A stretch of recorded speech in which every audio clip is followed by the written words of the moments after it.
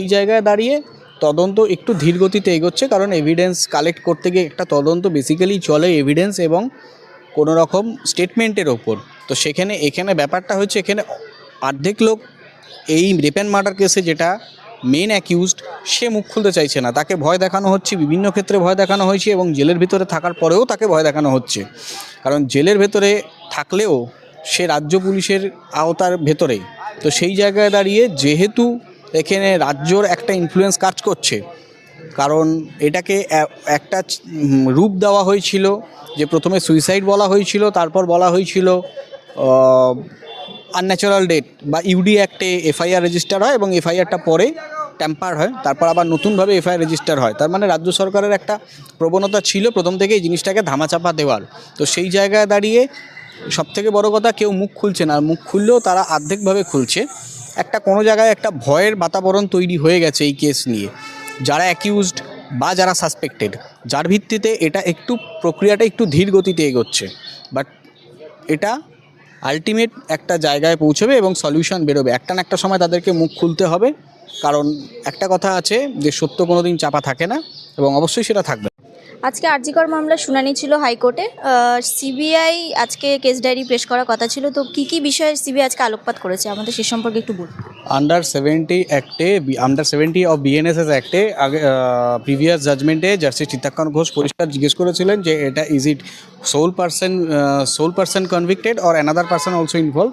তো সেই জায়গায় দাঁড়িয়ে আমরা রিপোর্ট দিয়েছি। আমাদের ডাউট হচ্ছে যে another person also involve, but যদি তারা ইনভলভ হয়, আমাদেরকে প্রশ্ন করেছিল তারা এখনও তদন্তের আওতাধীন হয়নি কেন, তখন আমরা পরিষ্কার বলেছি যে কেস ডায়েরি অলরেডি সাবমিটেড এবং সোল পারসনের সাথে আরও কারা কারা জড়িত ছিল অ্যানাদার পারসন, তারা আমরা এখনও দ্বিধাগ্রস্ত। কেন দ্বিধাগ্রস্ত? কারণ শুরুতে আমরা একটা কথাই বলেছিলাম, যে সময় আমাদের কেস ডায়েরি সাবমিশনের আগে আমরা যখন কেসটা প্রথম থেকে মানে অবজারভেশন বা আমাদের যখন ইনভেস্টিগেশন চলছে, সেই সময় দাঁড়িয়ে আমরা পরিষ্কার একটা জিনিস দেখেছি এবং আমরা পরবর্তীকালে এটা নিয়ে বারবার বলেছি যে অলরেডি এভিডেন্স প্রায় 70% ট্যাম্পার্ড।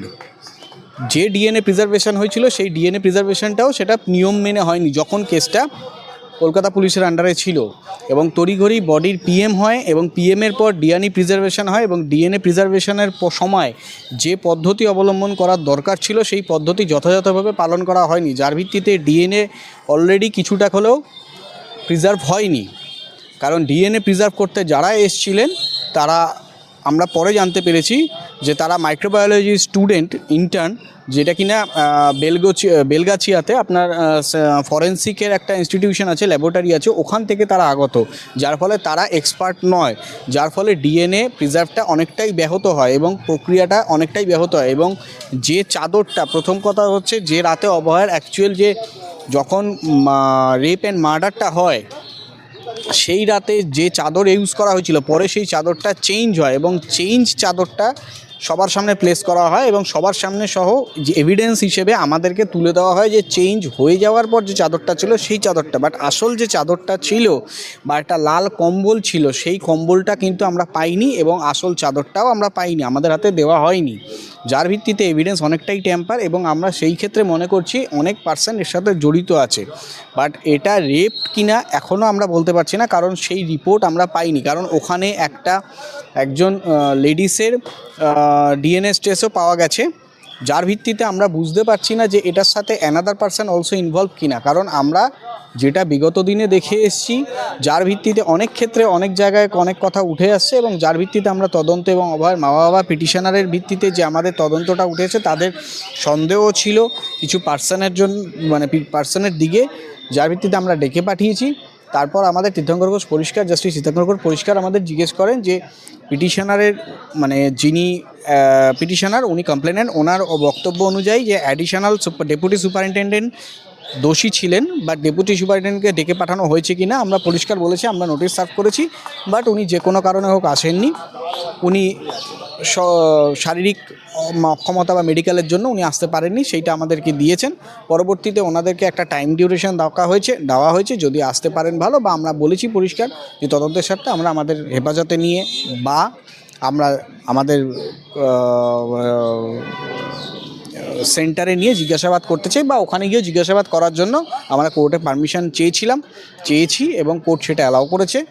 ডায়েরি অলরেডি সাবমিটেড, এবং ডায়েরি সাবমিটের পর যে অবজারভেশন হবে কোর্টের তরফ থেকে পরিষ্কার বলা হয়েছে যে আপনারা মঙ্গলবার দিন আসবেন। মঙ্গলবার দিন আমাদেরকে ডেট দিয়েছে, এবং মঙ্গলবার দিন আসার পর যা অবজারভেশন বা যা সিদ্ধান্ত হবে বা এভিডেন্সের ওপর বেস করে যে অবজারভেশন হবে, সেই অবজারভেশনের ভিত্তিতে আমাদের শ্রী চিত্তাকর ঘোষ যা বলবেন তার ভিত্তিতে আমরা এগোবো, কোনো অসুবিধা নেই। আচ্ছা, আপনি বললেন যে যারা এসেছিল ডিএনএ কালেক্ট করতে তারা ইন্টার্ন ছিল, তো তাদের কি তদন্তের আওতায় আনা হয়েছে? অবশ্যই তাদের আওতায় আনা হয়েছে। তাদের নাম, নথি, যাবতীয় কিছু যেগুলো আমরা পেয়েছি, যতটুকু পেয়েছি ততটুকু আমরা কোর্টের কাছে আমরা প্লেস করেছি, এবং কোর্টের কাছে প্লেস করার পর জাস্টিস চিত্তাকর ঘোষ যা বলবেন মঙ্গলবার দিন এই কেসের পরবর্তী দিন ধার্য হয়েছে, এবং সেটা যেটা বলবেন সেটা আমরা শুনে আগামী দিনে এগোবো, অসুবিধা নেই কোনো। আচ্ছা, এর আগের শুনানির আগে আমরা জানতে পেরেছিলাম যে 4 জন নার্সকে তলব করা হয়েছিল, তো তাদের কাছ থেকে কি নতুন কোনো তথ্য উঠে এসছে? তাদের কাছ থেকে সেই দিনই যা তথ্য উঠে এসছে সেটাই বলা হয়েছে, যে একজনের নাম আমি নিচ্ছি না, তার কাছে একটা ভিডিও ছিল যেটা কিনা অলরেডি ডিলিটেড।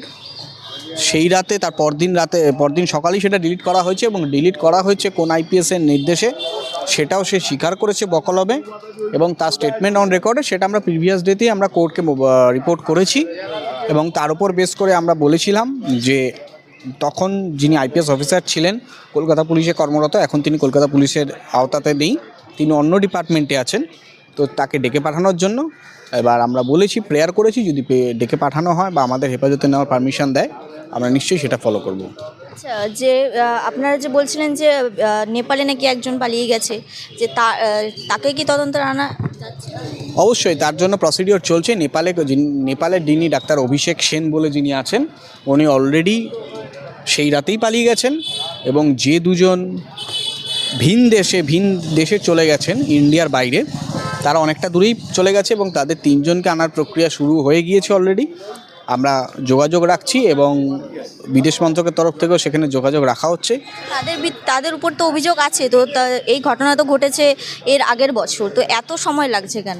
কারণ সেক্ষেত্রে কিছু ক্ষেত্রে যেটা দেখা যায়, যেটা হচ্ছে সেন্ট্রাল মিনিস্ট্রি, যেটা আপনার central home ministry and external home affairs department বা সেন্ট্রাল ফরেন মিনিস্ট্রি থেকে বা অ্যাম্বাসি থেকে যে গ্রিন সিগন্যাল যতক্ষণ না আসে ততক্ষণ অন্য দেশে ঢুকে আমাদের টিম যেতে পারে না, যতক্ষণ পর্যন্ত গ্রিন সিগন্যাল না আসে, এবং তাদেরকে গ্রিন সিগন্যাল নেওয়ার জন্য আমাদের স্পেসিফিক এভিডেন্স দিতে হয়, যার ভিত্তিতে ওই দেশে ঢুকে আমাদের টিম ওখানে মুভ করতে পারে।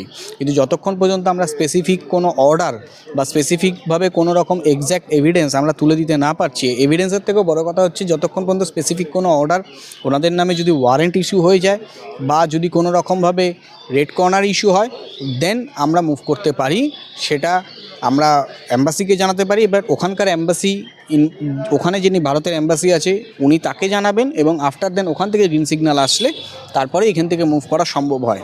এটা যেহেতু একটা জুডিশিয়ারি সিস্টেমের মধ্যে জুডিশিয়ারি কোনো অর্ডার বেরোয়নি, যার জন্য ওখান থেকে গিয়ে উঠিয়ে আনাটা এই মুহূর্তে সম্ভব হচ্ছে না, যদি না ওখানকার লোক, ওখানকার যারা অ্যাডমিনিস্ট্রেশনে বা ওখানকার যারা হোম ডিপার্টমেন্টে আছেন তারা যতক্ষণ না পর্যন্ত ওনাদেরকে নিয়ে ইন্ডিয়ার মাটিতে আনছেন। এর আগে যতদূর তদন্ত এগোচ্ছিল সিবিআই দিক থেকে, সেদিকে কিন্তু নির্যাতিতার পরিবার কিন্তু ক্ষোভ প্রকাশ করেছিল, তো এখন সিবিআই যেভাবে তদন্ত করছে সেদিকে কি নির্যাতিতার পরিবার কিছুটা হলেও ঠিকঠাক তদন্ত এগোচ্ছে বলে তারা দাবি করছে কি? ওনারা তো আগেরবারও বলেছিলেন, ক্ষোভ প্রকাশ করাটা খুব স্বাভাবিক, কারণ তদন্ত যেহেতু একটু ধীরে হয়ে গেছে তার একটাই কারণ, যেহেতু এভিডেন্সটা অনেকটা ট্যাম্পার্ড, তারপর অনেক রকম প্রভোকেশন আসছিল, ইনফ্লুয়েন্স খাটানোর চেষ্টা করা হয়েছে, এবং প্রতিনিয়ত করছেও, তো সেই জায়গায় দাঁড়িয়ে তদন্ত একটু ধীর গতিতে এগোচ্ছে, কারণ এভিডেন্স কালেক্ট করতে গিয়ে একটা তদন্ত বেসিক্যালি চলে এভিডেন্স এবং কোনো রকম স্টেটমেন্টের ওপর। তো এখানে ব্যাপারটা হচ্ছে, এখানে অর্ধেক লোক এই রেপ অ্যান্ড মার্ডার কেসে যেটা মেন অ্যাকিউজড, সে মুখ খুলতে চাইছে না, তাকে ভয় দেখানো হচ্ছে, বিভিন্ন ক্ষেত্রে ভয় দেখানো হয়েছে, এবং জেলের ভিতরে থাকার পরেও তাকে ভয় দেখানো হচ্ছে, কারণ জেলের ভেতরে থাকলেও সে রাজ্য পুলিশের আওতার ভেতরে। তো সেই জায়গায় দাঁড়িয়ে যেহেতু এখানে রাজ্যর একটা ইনফ্লুয়েন্স কাজ করছে, কারণ এটাকে একটা রূপ দেওয়া হয়েছিল, যে প্রথমে সুইসাইড বলা হয়েছিল, তারপর বলা হয়েছিল আনন্যাচারাল ডেথ বা ইউডি অ্যাক্টে এফআইআর রেজিস্টার হয়, এবং এফআইআরটা পরে ট্যাম্পার হয়, তারপর আবার নতুনভাবে এফআইআর রেজিস্টার হয়। তার মানে রাজ্য সরকারের একটা প্রবণতা ছিল প্রথম থেকে এই জিনিসটাকে ধামাচাপা দেওয়ার। তো সেই জায়গায় দাঁড়িয়ে সবথেকে বড় কথা, কেউ মুখ খুলছে না, আর মুখ খুললেও তারা অর্ধেকভাবে খুলছে। একটা কোনো জায়গায় একটা ভয়ের বাতাবরণ তৈরি হয়ে গেছে এই কেস নিয়ে, যারা অ্যাকিউজড বা যারা সাসপেক্টেড, যার ভিত্তিতে এটা একটু প্রক্রিয়াটা একটু ধীর গতিতে এগোচ্ছে।